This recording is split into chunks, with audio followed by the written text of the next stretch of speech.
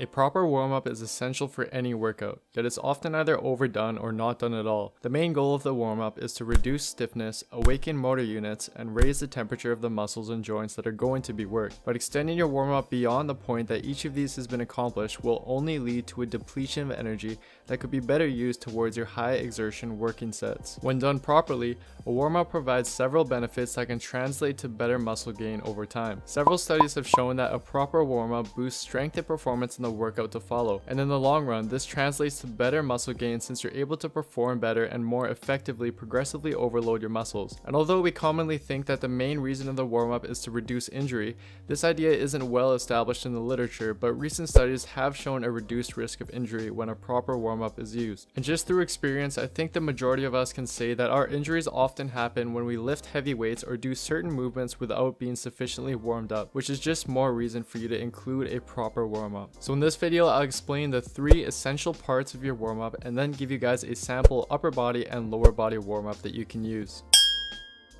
This part of the warm-up mainly applies to the lower body workouts, as the leg muscles require a lot more blood flow and time spent warming them up than the upper body muscles do. The main goal here is just to raise the temperature and increase blood flow to the legs. So for this portion of the warm-up, you're simply going to cycle at an easy pace of around 50 to 60% of your max heart rate for 5 minutes. A recent study in the Journal of Strength and Conditioning showed that subjects that performed a low intensity cycling warm-up prior to leg press led to significantly increased strength when compared to a high intensity cycling warm-up or just jumping right into the leg press. And since cycling mimics a lot of movements that are used in lower body workouts, it's likely a better option than walking on the treadmill or using other cardio machines. And as for warming up the upper body, part 2 and 3 of the warm-up, as you'll see, is likely enough to adequately warm up the upper body muscles to be worked. And keep in mind that the goal is to warm up the specific muscles that you'll be training. This means that you're probably wasting your time and valuable energy by cycling for 5 minutes before an upper body workout, which is why I suggest keeping part 1 for lower body.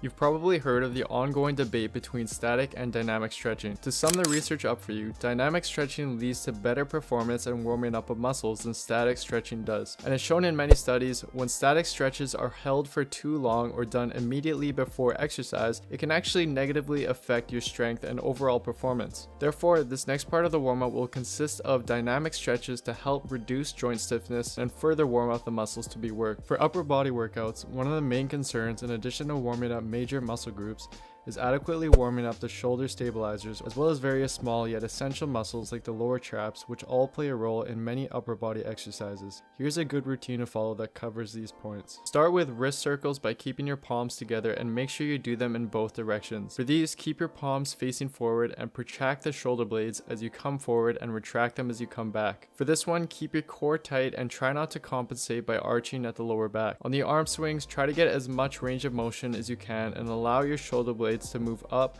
forward, down, and back throughout the movement. For the rotations, make sure you're getting sufficient rotation in both the upper and lower back and not just rotating at the hips. For the band dislocations, use an appropriate hand width and pull the band apart slightly to create some tension, and then bring the band over and behind your head. For band pull aparts, keep your arms extended in front of you and initiate the movement by performing a reverse fly motion by moving your hands out laterally to the sides. You want to include the next 2 exercises just to further warm up your rotator cuffs. Use a light weight and focus more on the range of motion. Try not to let your elbow drift away from your side. Again, use a light weight here for these and slowly control it throughout the movement while keeping your traps depressed. And for lower body workouts, here is a good routine to follow. Keep your core tight and swing front and back as far as your leg will go. Follow this with side swings.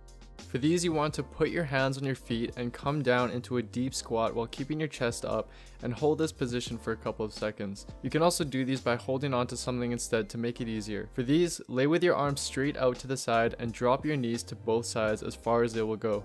Keep your knees and ankles together and face your head in the opposite direction of the way your knees drop. Get into a push-up position and bring one foot up beside your hands while pushing the hips forward, and hold this position for a second, then do the other side. For these, come up to a wall and plant one foot forward with the other behind. Keep the heel of the front foot on the floor and bring your knee towards the wall and back out. The further away you are from the wall, the more ankle mobility you will need. This last exercise is something I believe pretty much all of us should do for both upper body and lower body warm-ups.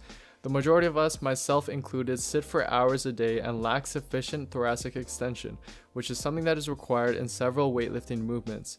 So reducing joint stiffness and improving range of motion in thoracic extension is something that will really benefit you in your lifts. To get into position, you want to lay on the floor with your feet and butt on the floor, the foam roller in the middle of your back, and your hands placed over your head like so to get your shoulder blades out of the way. Then you want to lift your hips into the air and slowly roll up and down for a bit to loosen up your upper back before we get into the next step. Once you're done this, you want to put your butt back on the floor and place the foam roller between your shoulder blades. Take a deep breath in, and as you exhale, you want to extend over the foam roller while holding your head to release any tension in your neck. Relax in this position for a few deep breaths and then come back up. Move the foam roller slightly lower on your back and repeat the process 1 or 2 more times, getting lower on your back each time. Part 3 of the warm-up is very important and will get your joints and muscles prepared for the movement you're going to perform and the heavy weights you will lift. What you're going to do is perform 2 warm-up sets and then 2 of what are called weight acclimation sets before you start your working set. You want to do the following. Set 1, do 12 reps with about 50% of your working weight and then rest for a minute. Set 2, do 8 reps with the same weight at a slightly faster pace and then rest for a minute. Set 3, do 3 to 4 reps with about 70% of your working weight and then rest for a minute.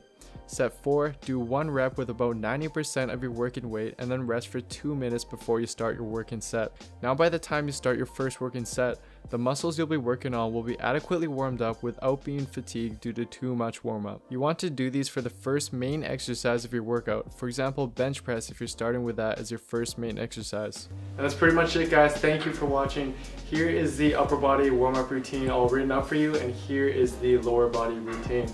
Now at first glance it may seem like a lot, but trust me guys, this is only going to take maximum of around 10 to 15 minutes to do, and that extra 10 minutes is going to benefit you a lot in terms of injury prevention, increasing your mobility and range of motion over time, and also boosting your strength and performance in the gym. So it's definitely something that you want to start incorporating in your routine if you aren't already. And one thing to always keep in mind is individual variation. So as with many things, it's not a one size fits all, and you want to tweak it according to your body and what helps you the most. And for those of you asking, my legs video will be up probably sometime next week, and I'm going to move on and do shoulders after that as well. And as always, if you like this video, please give it a like and leave a comment down below, and also don't forget to subscribe to my channel.